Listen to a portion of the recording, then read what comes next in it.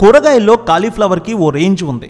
అందరూ గోబీ అని పిలుచుకునే కూరగాయ క్రూసిఫరస్ జాతికి చెందింది. దీన్ని కూరగానే కాదు, స్నాక్స్ లాగా పకోడీ, గోబీ 65, గోబీ ఫ్రై ఇలా బోలెడు రకాలుగా వండుతారు. భోజనం, టిఫిన్, స్నాక్ ఇలా ఎందులోనైనా ఇట్టే ఒదిగిపోయే కాలీఫ్లవర్ సూపర్ ఫుడ్, అద్భుతమనే చెప్పాలి. దీన్ని ఆహారంలో భాగం చేసుకుంటే ఎన్నో ప్రయోజనాలు ఉంటున్నాయి. అవేంటో తెలుసుకుందాం వైద్యులు చెప్పేదాని ప్రకారం. కాలీఫ్లవర్లో విటమిన్లు, ఖనిజాలు ఎక్కువగా ఉంటాయి. ముఖ్యంగా విటమిన్ సి ఎక్కువగా ఉంటుంది. రోగ నిరోధక శక్తిని పెంచుతుంది.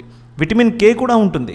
ఎముకల ఆరోగ్యానికి, రక్తం గడ్డకట్టడంలోనూ కీలక పాత్ర పోషిస్తుంది. అలాగే ఇందులో ఉండే ఫోలేట్, పొటాషియం, మ్యాంగనీస్ రక్తపోటు నుంచి గుండె ఆరోగ్యం వరకు అన్నిటిలోనూ దోహదం పడుతుంది. ఇక నొప్పులు, వాపుల నుంచి ఉపశమనం వస్తుంది దీనివల్ల. కాలీఫ్లవర్లో సర్పోరాఫేస్, ఇండోల్ 3, కార్బినాల్ వంటి శక్తివంతమైన యాంటీ ఆక్సిడెంట్లు, ఫైటో న్యూట్రియంట్లు ఉంటాయి. ఇవి శక్తివంతమైన యాంటీ ఇన్ఫ్లమేటరీ లక్షణాలు కలిగి ఉంటాయి.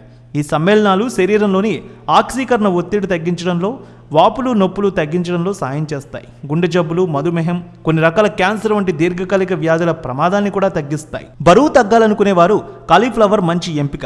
ఇందులో క్యాలరీలు, కార్బోహైడ్రేట్స్ తక్కువగా ఉంటాయి. పీచు పదార్థం ఎక్కువగా ఉంటుంది. అధిక ఫైబర్ కంటెంట్ కడుపు నిండిన ఫీలింగ్ అయితే ఇస్తుంది. ఆకలిని నియంత్రించడంలో సహాయపడుతుంది. అతిగా తినడాన్ని నిరోధిస్తుంది.